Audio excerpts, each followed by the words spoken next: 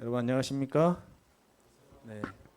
하나님을 신뢰한 구약의 사람들 몇 번째 이야기일까요? 11번째죠. 오늘은 다윗의 물매라고 하는 엄청나게 중요한 주제입니다. 오늘 귀를 닫고 계시면 안 됩니다. 굉장히 중요한 주제를 하나님께서 우리에게 허락해 주셨기 때문에 오늘 이 말씀을 통하여 우리 개인의 삶이 주님의 능력과 영광으로 가득 차게 되기를 소망합니다. 다 함께 사무엘상 17장 45절과 47절에 있는 말씀을 크게 읽겠습니다. 시작. 너는 칼과 창과 단창으로 내게 나아오거니와 나는 만군의 여호와의 이름 곧 내가 모욕하는 이스라엘 군대의 하나님의 이름으로 내게 나아가노라. 또 여호와의 구원하심이 칼과 창에 있지 아니함을 이 무리에게 알게 하리라. 전쟁은 여호와께 속한 것인즉 그가 너희를 우리 손에 넘기시리라. 아멘. 성경의 외침 가운데 이거는 기도라고 하기도 그렇고요. 그저 다윗이 마음속에 품고 있었던 이 생각이 그의 대적을 향하여 나아갈 때 외쳐졌던 말입니다. 이것은 다윗의 내공이에요. 다윗은 이때 불과 소년에 불과했지만 그에게는 엄청난 신앙의 내공이 있었습니다. 요즘은 20살이 넘어도 아이 같은 친구들이 참 많은데 다윗은요, 이 어린 시절인데도 불구하고 역사에 아마 하늘에 구원받고 올라가서도 길이 남겨질 만한 명언과 같은 외침을 골리앗과의 이 절박한 싸움 가운데서 그가 외쳤다는 것을 여러분 좀 기억하시면 좋겠습니다. 그 이스라엘 백성들은요, 블레셋이라는 나라에 아주 치를 떱니다. 성경을 곳곳 읽어보면 블레셋만 나오면 그냥 아주 치가 떨리는 것 같아요. 너무나 오랜 시절을 오랜 세월 동안에 블레셋에게 이렇게 지배도 받았고 그 다음에 괴롭힘도 받았고 또 성가시게 하는 그런 민족이었습니다. 오죽하면 창세기를 기록하던 그 이스라엘의 어떤 서사겠죠. 사서 같은 이 기록자는 가슬루임이라고 하는 이름이 나올 때 그 가로 열고 바로 요 놈에서부터 블레셋이 나온 거야 이렇게 써놓을 정도로 굉장히 블레셋을 지긋지긋해 했던 것 같습니다.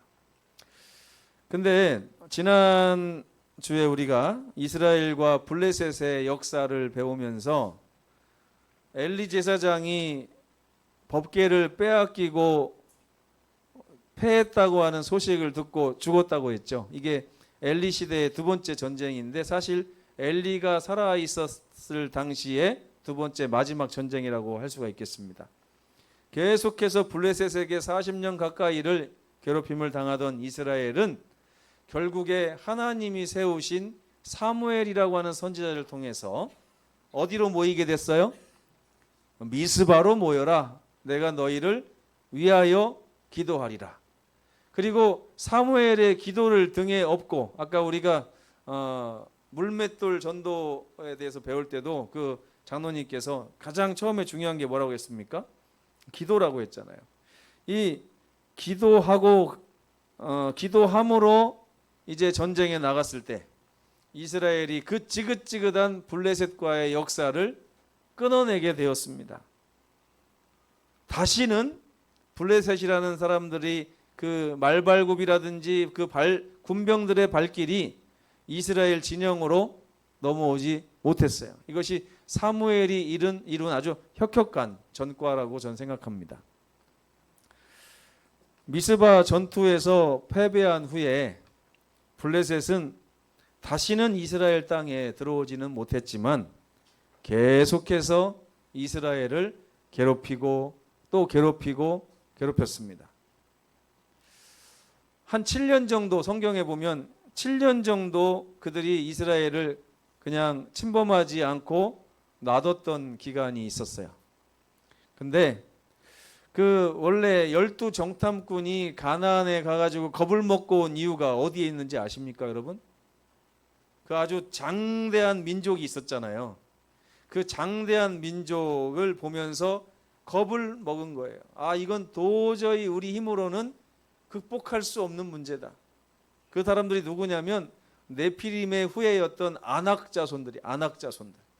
근데 이스라엘 백성들이 결국에 여리고성을 무너뜨리고 가나안으로 들어갔을 때 아낙 자손을 정복했을까요? 못했을까요? 정복했어요. 그래서 그 이스라엘이 점령한 지역에는 더 이상 아낙 자손들이 없었어요. 그때 다 쫓아낸 것입니다. 근데 그 아낙 자손들이 어디로 이주했는지 아십니까? 블레셋으로 이주를 했어요. 남쪽으로 이주해가지고 그 블레셋 그레데 섬에 살고 있었던 이 블레셋 민족하고 아낙 자손이 연합을 해가지고요. 이 블레셋이 장대한 아낙 자손들을 힘입어서 다시 한번 이스라엘을 침범하기 시작하는 것이 바로 사울 왕 때입니다. 7년 정도 후에. 그래서 사실 골리앗은 블레셋 사람이 아닙니다. 골리앗은 어느 나라 사람이에요? 원래가 아낙 자손입니다. 아낙 자손인 골리앗의 형제들이 4명이 있다고 전승에는 나오는데 다 뭐 키가 한 3m 정도 되는 엄청난 사람들입니다. 그 사람들이 블레셋과 연합하여 이스라엘을 공격하고 괴롭히고 하는 일에 아주 많은 시간을 활용했고 이용당했다는 것인데요. 오늘 이야기는 이 엘라 골짜기에서 시작이 됩니다. 이번 전투도 사울도 전쟁을 했지만 어쨌든 이 전쟁이 계속해서 이어져서 엘라 골짜기까지 이어지게 되었습니다. 이 블레셋 사람들은 골리앗이라고 하는 엄청 덩치 큰 장수를 앞에다 내세워서 이스라엘에게 어떤 전투를 제안을 하냐면 1대1 전투를 제안을 했습니다. 예전에 그 고대에는 1대1 전투가 아주 유행했었던 때가 있었답니다. 근데 가만히 보면요, 이스라엘 백성들하고 블레셋하고 엘라 골짜기에서 대치하면서 계속 골리앗은 나와가지고 하루에 한 번씩 나랑 1대1로 싸울 자가 없느냐 그러면서 비아냥거리고 이스라엘을 모욕하고 했는데 성경에 보면 장장 며칠 동안 그렇게 했는지 아십니까? 40일 동안. 이게 싸울 마음이 있는 거예요, 없는 거예요? 저쪽 이스라엘 백성들이 완전히 쫄아붙어 가지고 겁을 먹고 있으면 그냥 바로 쳐들어오면 되는데 왜 40일 내내 하루에 한 번씩 나와 가지고 나랑 싸우자 이렇게 했던 것일까요? 참 이해가 되지 않는 부분이긴 합니다. 근데 가만히 연구해 보니까 이 당시에 블레셋 군대도 몇몇 골리앗 장수의 형제들 빼고는 이스라엘과 전면으로 붙어가지고는 이길 수 없다고 하는 판단이 있었다는 거예요.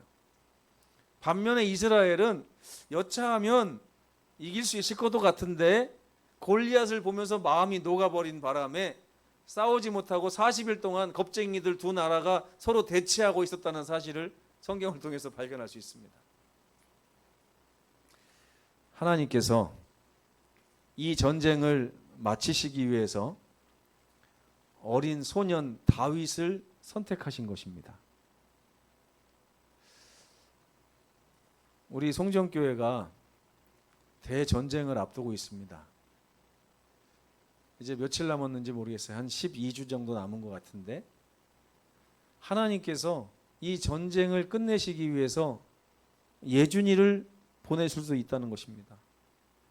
이 전쟁을 마치기 위해서 가장 젊은 우리 김윤식 집사를 보낼 수도 있다는 거예요. 누가 선택돼서 하나님의 도구로 쓰여질지는 아무도 모릅니다. 그렇죠? 근데 하나님께서는 이 다윗을 이 전쟁터에 보내심으로 이 40일 동안 질질 끌면서 계속해서 모욕당하던 이스라엘의 이 전투를 마치시기로 결심을 하셨던 것 같습니다. 다윗은 사무엘상 17절에 보면 17장 볶은 곡식 한 에바와 떡 10덩이를 전해주기 위해 그 전쟁터로 향했습니다. 그의 나이 많은 형들은 군사로 뽑혀갔지만 그 외의 청년들은 뒤에서 이렇게 식량을 조달하는 예비 군대로 이렇게 편입이 돼서 각 가정별로 준비한 할당량을 채우면 그걸 가지고 군대로 가서 이렇게 전달하는 역할을 했다고 주석에는 나오고 있습니다. 근데 이때가 언제냐면 사무엘상 17장의 기록인데요. 16장에서 무슨 일이 있었냐면 하나님이 사무엘 선지자를 보내셔서 이새의 아들들 중에서 맨 막내인 다윗에게 기름을 붓게 하십니다. 왕이라고 하는 선포를 하신 거예요. 그리고 그때 사울 왕이 약간 정신 분열 증세가 있었어요. 그러다 보니까 좋은 음악을 들으면 좀 치료가 됩니다라고 하는 신하의 음성에 따라서 그러면 좀 악기를 잘하는 사람을 데리고 와봐 그랬더니 신하 중 한 사람이 그 이새의 아들 중에 목동이 하나 있는데 수금을 그렇게 잘 탄답니다. 아마 다윗의 수금 타는 이 솜씨는 소문이 많이 났던 것 같습니다. 그래가지고 다윗을 왕궁으로 불러서 사울 왕이 정기적으로 다윗의 음악을 들으면서 치료를 받던 시절이었어요. 그리고 또 성경에 보면 다윗을 사울 왕의 무기 드는 자로 삼았다고 하는 말도 있습니다. 이 사무엘상 16장과 17장은 전후 좌우가 좀 이렇게 비틀려져 있어가지고 학자들마다 기름 부음을 받은 것이 먼저냐 골리앗과 싸운 것이 먼저냐 막 이렇게 하면서 아직까지도 의견이 분분합니다. 아직까지 의견이 분분하다는 얘기는 결코 답을 찾을 수 없다는 얘기하고 마찬가지입니다. 그래서 어떤 일이 먼저일지 모르지만 어쨌든 다윗은 이 전쟁 동안에 예비 군대로서 베들레헴에서부터 엘라 골짜기까지는 약 24km 정도 되는데 하루에 한 6시간을 걸어가지고 아침에 가서 떡을 주고 다시 돌아와서 떡을 만들고 하는 그러한 일상을 살았던 것 같습니다. 근데 다윗이 그 형들에게 이르렀을 때 아마 이것이 처음이었는지 아니면 두 번째, 세 번째, 네 번째 경험이었는지 모르지만 듣다 보니까 화가 났는지 아니면 처음 딱 들었더니 화가 났는지는 모르겠어요. 근데 형들에게 떡을 주기 위해서 딱 도착했더니 한 3m가 넘는 장수가 이스라엘을 모독하고 하나님을 모독하는 장면을 본 것입니다. 다윗은 그의 말에 치욕과 분개를 느꼈습니다. 그래서 이렇게 말합니다. 이 할례 없는 블레셋 사람이 누군데 사시는 하나님의 군대를 모욕하겠느냐. 여러분이 그 당시에 이스라엘 군대의 한 병사였다면 그 이스라엘 군대를 자랑스럽게 여겼을까요? 아니면 아이고 이 오합지졸들 어떻게 하면 좋아 이렇게 생각했을까요? 아마 그 당시에 이스라엘 군인들은 스스로를 우리가 미국의 네이비실처럼 이렇게 레인저 부대처럼 생각하는 것이 아니라 당나라 군대처럼 생각하면서 우리 싸우면 지니까 제발 싸움이 안 일어나면 좋겠다. 누가 대신 싸워서 저 골리앗을 좀 무너뜨리면 안 될까? 이런 생각을 했던 것 같습니다. 근데 그 군대를 다윗은 살아계신 하나님의 군대를 누가 모욕하느냐? 이렇게 얘기하고 있는 것입니다. 여러분 우리 송정교회도 하나님의 군대 맞습니까? 네. 맞습니까? 오합지졸 당나라 군대입니까? 아니면 미국의 네이비실과 같은 레인저 부대입니까? 레인저 부대보다 세야 되는 게 맞는데 실제로는 어떻게 느끼십니까? 이게 중요한 겁니다. 오합지졸로 느껴지십니까? 앞으로 3개월 후에 있을 이 전투에서 이기실 것 같습니까? 질 것 같습니까? 이겨야 되지만 이길 것 같습니까? 질 것 같습니까? 이길 것 같은데 목소리가 작죠? 예. 우리가 이렇게 이 당시에 골리앗 앞에서 벌벌 떨고 있는 그 이스라엘 군대의 한 사람이라고 저는 생각이 들었습니다. 그러나 다윗은 생각이 달랐어요. 우리는 이렇게 연약해 보이고 작아 보이고 힘없어 보일지라도 살아계신 하나님의 군대인데 저 할례도 받지 않은 이방인 따위가 등치 좀 크다고 그래서 감히 하나님의 군대를 모독해 그러면서 화가 난 것입니다. 그래가지고 갑자기 어떤 생각이 들었어요? 저놈을 내가 가만두면 안 되겠다. 이런 생각을 한 것입니다. 내가 저 인간을 가만두지 않으리라. 그랬더니 누가 뜯어 말립니까? 블레셋 사람들이 뜯어 말립니까? 아니면 이스라엘 군대의 다른 장병들이 뜯어 말립니까? 예, 같은 편의 군사들이 그렇게 하면 안 돼. 뜯어 말립니다. 근데 그럴 만도 하죠. 이 블레셋이 40일 동안 내세웠던 골리앗은요, 키가 3m랍니다. 3m.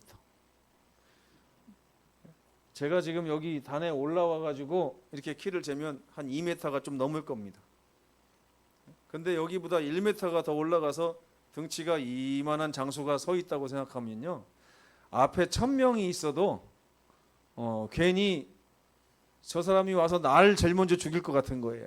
그러니까 아무도 겁을 먹고 어떻게 못하는 것입니다. 근데 투구를 썼어요. 또 갑옷을 입었는데 갑옷의 무게가 57kg예요. 5,000세겔. 57kg짜리 갑옷을 입고 있어요. 찌르면 창이 들어갈까요? 칼이 들어갈까요? 아주 엄두가 나지 않습니다. 그 다음에 창을 하나 들었는데 창에 있는 촉이 있잖아요. 촉. 창의 촉. 창 촉이 7kg예요. 무게가. 어마어마한 창을 들고서 협박을 하고 윽박을 지르고 있는 것입니다. 이스라엘 백성 중에 12 정탐꾼이 가나안을 갔을 때 그들의 수문장들, 아낙 자손들이 그런 모습으로 골리앗이 수십 명 성을 방비하고 있는 모습을 본 것입니다. 겁을 먹는 게 당연하겠죠. 예? 거기서 믿음을 가지고 우리가 이긴다 하는 것은 정말 어불성설입니다. 오죽하면 어제 저녁에도 얘기했지만 그들이 밤새 통곡했겠습니까? 우리는 저 장벽을 결코 넘을 수 없다. 이스라엘이 골리앗과 그의 형제들, 골리앗만 3m가 아니에요. 그 형제들이 전부 다 3m짜리입니다. 제가 어제 검색을 해보니까요, 실제로 흑백 사진인데 그 3m, 4m 이상 되는 많은 사람들의 사진이 실제로 기록된 것을 제가 발견하게 됐어요. 이제까지 발견된 사람 중에서 최고 큰 사람이 키가 4m 30cm가 있다고 그래요. 사진으로 남아 있는데 정말 뭐 어마어마하게 크더라고요. 몸무게가 300kg가 넘고 막 그렇습니다. 이 골리앗의 외양을 보고 두려워하여 나서는 자가 없어가지고 40일 동안 전쟁을 할 것도 아니고 끝낼 것도 아니면서 그렇게 대치하고 있는 그 모습을 볼 때 다윗이 화가 나고 분노했다는 것입니다. 그때 사무엘상 17장 32절에 보면 다윗, 그것도 어린 소년 다윗, 덩치도 커지 않았던 이 다윗이 이렇게 얘기합니다. 주의 종이 가서 저 블레셋 사람과 싸우겠습니다. 참, 여러분이 사울 왕이라면 이 청년을 보내겠습니까? 안 보내겠습니까? 예? 제정신 박힌 왕이라면 어떤 생각이 들 것 같아요? 가서 이길 것 같다는 기대를 했을까요? 사울 왕이? 안 했어요. 근데 왜 보냈을까요? 저는 사울 왕이 그렇게 악한 사람이라는 생각이 들어요. 자기의 체면을 위해 40일 동안 아무도 나가지 않았는데 처음으로 내보내는 군사가 17살 먹은 청년을 내보낸 거예요. 그것도 아무도 자원하는 자가 없으니 사울 왕 자기가 나가기도 그렇고 그냥 희생 제물로 이렇게 보낸 것입니다. 미안하니까요, 내 갑옷이라도 좀 입고 나가라 입혀줬더니 다윗이 등치가 작아가지고 어때요? 사울 왕이 입었던 갑옷이 너무 걸리적거리니까 싸울 수가 없어서 벗고 나가겠습니다. 자기가 입었던 그 옷을 그대로 입고 전쟁터에 나간 것입니다. 근데 여러분, 여기서 우리가 오늘 배워야 될 아주 중요한 교훈이 하나 있습니다. 뭐냐면 사울 왕이 바라본 그 전쟁은 인간적인 전쟁이었어요. 나의 군사는 몇 명이고 나의 전투력은 얼마인데 저쪽의 군사는 얼마고 저쪽의 전투력은 어느 정도 되는가, 이걸 따져서 싸움을 할 건가 말 건가를 정하는 그런 인간적인 싸움을 사울이 하고 있었습니다. 만약에 그때 붙었으면 누가 이겼을까요? 기세가 꺾여버린 이스라엘은 결코 승리하지 못했을 것입니다. 근데 사울 왕이 이 17살 먹은, 여기 17살 누가 있습니까? 우리 김단우가 17살인 것 같은데요. 우리 아들 저 나이의 청년이 나와서 왕이시여 제가 가서 저 블레셋 사람과 싸우겠습니다 할 때 이 비겁했던 사울 왕도 일말의 양심은 있었을 것인데 그럼에도 불구하고 저 어린 소년을 보낸 데는요 그 눈빛을 본 것입니다. 눈빛에 겁에 질려가지고 떠는 모습이 있어요, 없어요? 전혀 없고 제가 가면 무조건 이길 겁니다라고 하는 막 말하자면 근자감이라고 하죠. 근거 없는 자신감 엄청난 자신감을 가지고 골리앗과 싸우겠다고 막 왕을 설득하는 거예요. 안 된다고 하는데도 제가 나가야 됩니다. 누가 저 사람을 가서 징계할 것입니까? 그러면서 하니까 왕이 설득을 당한 거예요. 설득. 저도 한번 이번에 설득당하고 싶습니다. 누군가가 평소에 그렇게 연약해 보였던 어떤 성도가 제가 가서 이번 전도의 이 부흥의 싸움을 제가 가서 사단과 싸우겠습니다 하는 그런 성도가 있었으면 정말 좋겠습니다. 사실은 제가 앞장서야 되는데 저도 앞장서겠습니다. 네, 감사합니다.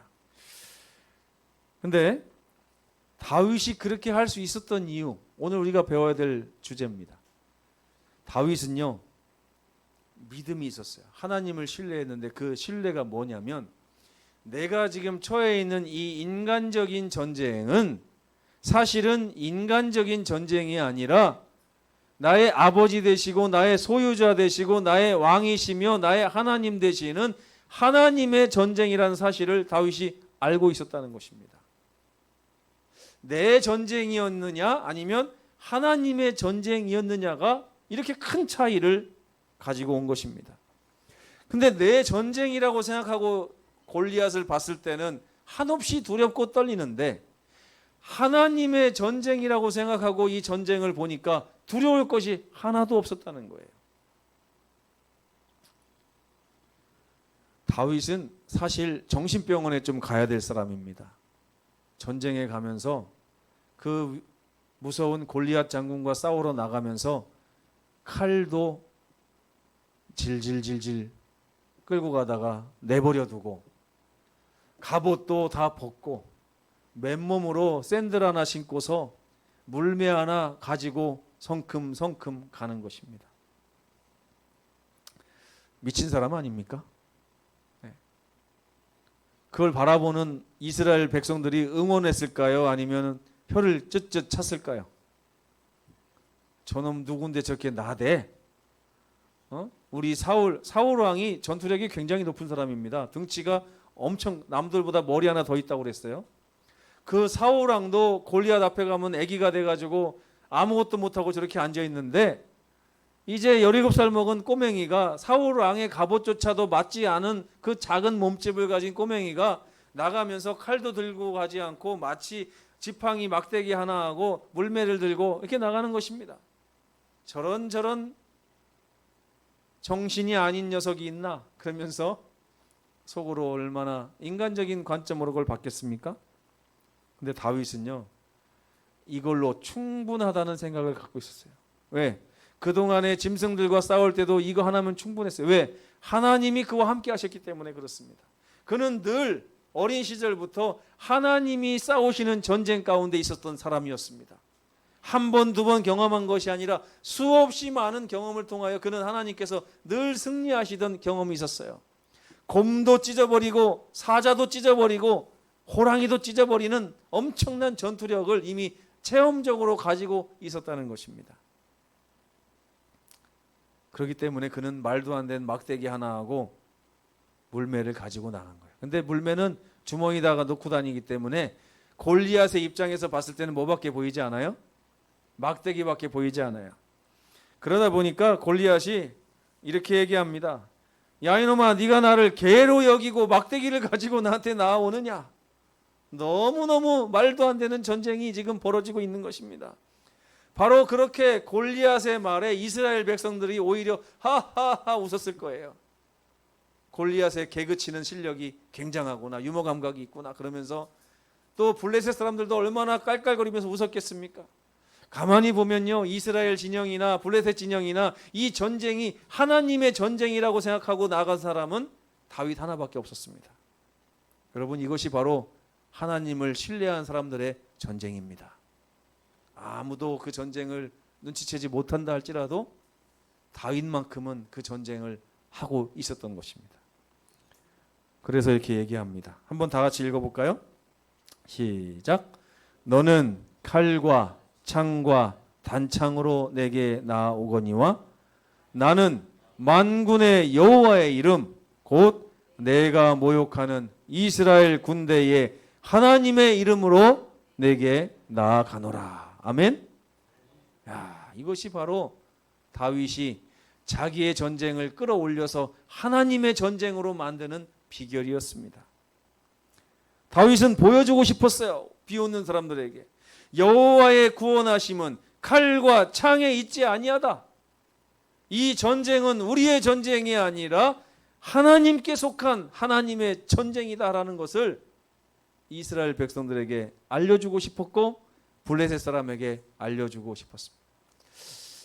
만약에 제가 사울 왕이었으면 그 전쟁이 끝난 후에 쥐구멍을 찾아 들어갔을 것 같아요. 이스라엘의 지도자라고 하는 사람이 이 전쟁이 하나님의 전쟁인지도 모르고 믿음 없이 자기의 덩치만을 믿고 까불었던 그런 전쟁을 치르고 있었다는 것입니다. 다윗은요, 그 전쟁을 하나님의 전쟁으로 만들었어요. 그래가지고 믿음을 가지고 물매를 던졌습니다. 돌렸어요.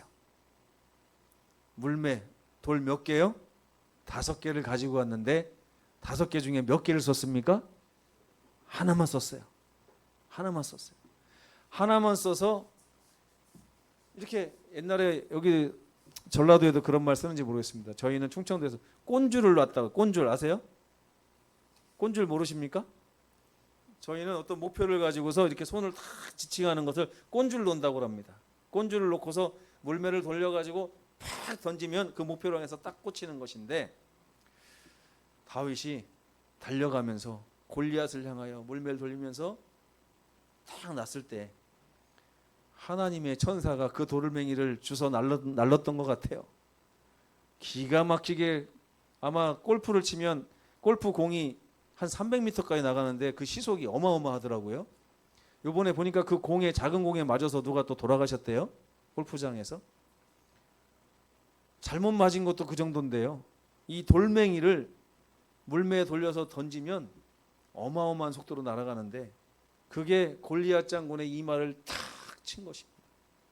순식간에 하나님께서 이 전쟁을 이기시는 모습이 모든 블레셋 사람들과 이스라엘 백성들에게, 블레셋 사람들이 괜히 도망간 게 아니에요.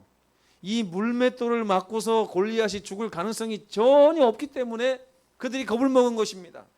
말도 안 되게 골리앗이 죽었다는 얘기는 이 전쟁이 저 어린 소년 다윗의 전쟁이 아니라 다윗 뒤를 봐주고 있는 위대하신 이스라엘의 하나님의 전쟁이라는 사실을 이 블레셋 사람들이 즉각 인지한 것입니다. 골리앗이 넘어가자마자 그들은 도망가기 시작했고 이스라엘 백성들은 그 당시에 깨달았습니다. 이거 우리 전쟁이 아니었구나. 이 소년의 말이 맞았구나. 이제 우리는 하나님의 전쟁을 싸워야 된다 그러면서 일제히 들고 일어나서 그 블레셋 사람들을 추적해서 골짜기 끝까지 쫓아가서 다 진멸하는 엄청난 승리의 기록이 어린 소년 다윗의 이야기입니다. 여러분, 다윗이 하나님을 신뢰한 이 신뢰심을 잊지 마시기 바랍니다. 다윗은 자기의 전쟁을 하나님의 전쟁으로 만들었어요. 여러분, 우리의 삶에서 또 우리의 교회에서 우리 사회에서 우리가 이렇게 살아가야 됩니다. 나의 연약함을 보지 말고 나와 함께 하시는 하나님의 전쟁으로 이끌어서 승리하시는 여러분 되시길 간절히 바랍니다. 40일간의 전쟁을 끝내기 위해서 보내심을 받은 이 다윗 어린 소년이 하나님의 전쟁을 승리로 이끌었다는 사실을 기억하시기 바랍니다. 우리의 믿음은 두려운 전쟁 앞에서 하나님의 전쟁으로 만들어서 승리를 가져다 줄 수 있는 귀한 도구가 됩니다. 하나님을 신뢰하십니까? 하나님께서 여러분의 믿음에 화답하셔서 여러분의 생애에는 물론 우리 교회를 승리로 이끄시게 되기를 간절히 바라면서 오늘 말씀을 마치겠습니다. 아멘.